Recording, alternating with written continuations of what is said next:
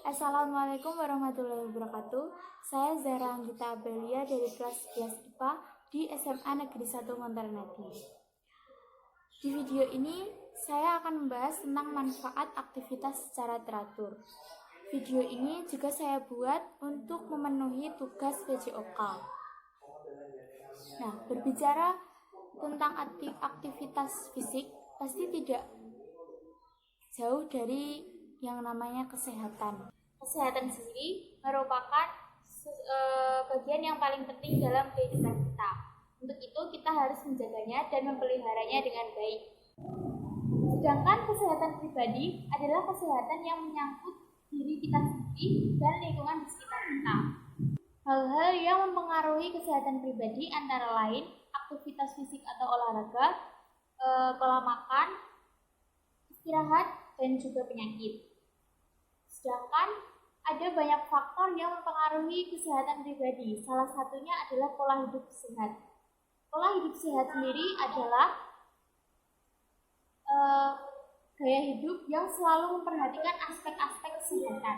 Aspek-aspek kesehatan itu antara lain makanan, minuman, nutrisi yang dikonsumsi, dan perilaku yang dilakukan sehari-hari. Aktivitas fisik itu sangat penting karena membuat otot dan rangka tubuh bergerak, denyut jantung meningkat, sehingga darah beserta oksigen dan nutrisi dapat dipompa ke seluruh tubuh. Jika kita jarang melakukan aktivitas fisik, maka tubuh kita terasa pegal-pegal dan juga kaku. Juga oksigen tidak dapat menyebar ke otak. Jadi otak kita bisa mengalami kelambatan dalam kinerjanya. Aktivitas fisik dapat digolongkan menjadi 3. Yang pertama yaitu aktivitas ringan, yang kedua aktivitas sedang, dan yang ketiga aktivitas berat. Jadi kita bahas dari yang pertama yaitu aktivitas ringan. Aktivitas ini umumnya tidak membutuhkan banyak tenaga dan tidak menyebabkan perubahan pada sistem pernapasan dan juga pertahanan. Contoh dari aktivitas ini adalah kegiatan yang kita lakukan sehari-hari di rumah, seperti berjalan, menyapu, mengepel, mencuci piring, mencuci baju, main HP, nonton TV, menjaga adik, dan sebagainya. Lalu yang kedua, aktivitas sedang. Aktivitas ini membutuhkan tenaga yang intens atau terus-menerus. Contohnya yaitu berenang, bersepeda, main tenis meja, dan lain-lain. Lalu yang ketiga, aktivitas berat. Aktivitas ini berhubungan dengan olahraga dan membutuhkan kekuatan serta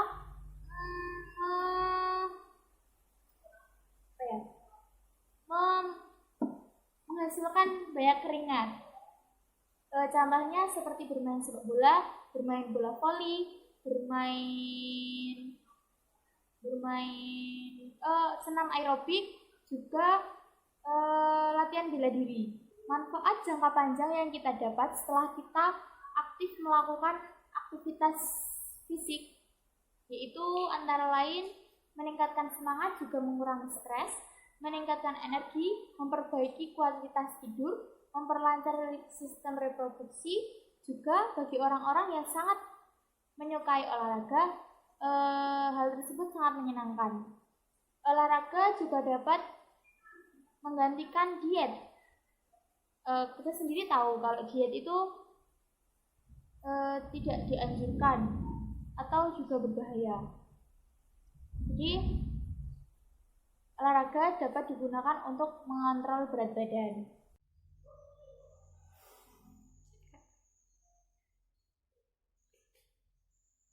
Yang ketiga yaitu melakukan pengecekan tekanan darah dan juga suhu secara rutin. Lalu bandingkan setelah dan sesudah melakukan olahraga. Jika terdapat perbedaan, pasti ada yang salah saat kita melakukan olahraga. Para pakar olahraga juga menyarankan kepada orang dewasa yang sehat untuk melakukan aerobik di setiap minggu selama 2,5 jam. Jika kita kurang melakukan aktivitas tersebut, pasti banyak penyakit-penyakit kronis yang akan muncul, seperti tekanan darah tinggi, sindrom metabolik, diabetes, masalah kesehatan tulang dan otot, kanker, jantung, obesitas, dan juga depresi. Aktivitas fisik atau olahraga juga harus diimbangi dengan pola makan yang baik. Pola makan sendiri adalah cara yang ditempuh seseorang atau sekelompok orang untuk memilih makanan dan mengonsumsinya sebagai interaksi dari pengaruh fisiologis, psikologis, budaya, dan sosial. Pola makan memiliki 3 komponen penting, yaitu jenis, frekuensi, dan jumlah. Nah, ngomong-ngomong tentang jenis, di Indonesia mengenal pola makanan pokok, lauk hewani, lauk nabati, buah, dan juga sayur. Untuk jumlah, lebih baik kita mengacu pada angka kecukupan gizi atau AKG. Kebiasaan makan dan pola makan itu berbeda. Mungkin kita biasa mengonsumsi makanan pokok itu berupa nasi, tapi orang-orang di daerah lain ataupun di negara lain biasa mengonsumsi makanan pokoknya berupa jagung, roti, ataupun sagu. Ada 5 macam zat utama dalam makanan, yaitu yang pertama protein. Protein ini berfungsi untuk membentuk jaringan, memperbaiki jaringan yang rusak, membentuk zat penangkis, dan juga menghasilkan energi. Protein ini biasanya terkandung dalam daging, ikan, susu, unggas, tahu, tempe, kacang-kacangan, dan juga yang lainnya.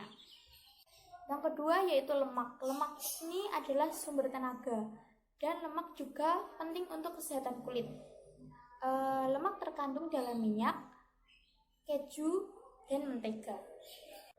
Yang ketiga yaitu karbohidrat. Karbohidrat ini adalah sumber tenaga utama yang biasa terkandung dalam nasi, jagung, sagu, roti, dan yang lain-lainnya. Yang selanjutnya adalah mineral. Mineral ini dibagi menjadi kalsium dan besi. Lalu vitamin.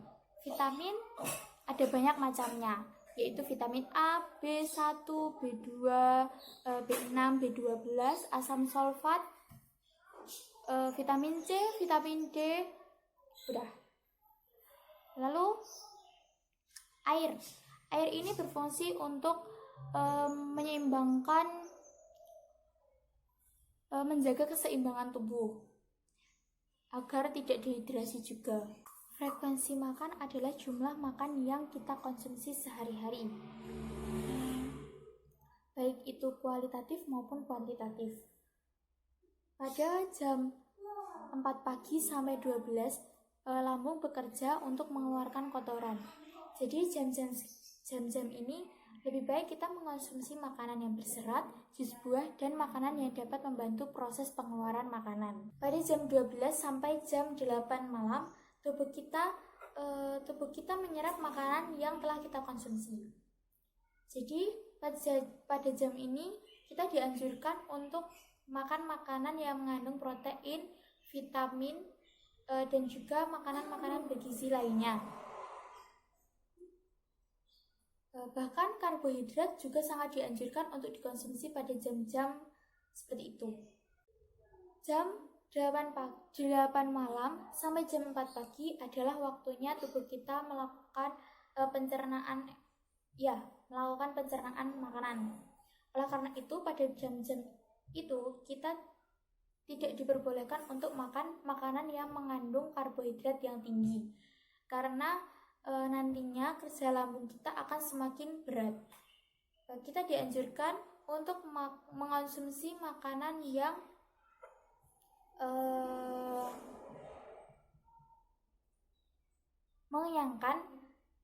mengenyangkan, juga bernutrisi, dan rendah gula. Mungkin hanya itu yang dapat saya sampaikan. Kurang lebihnya saya mohon maaf. Wassalamualaikum warahmatullahi wabarakatuh.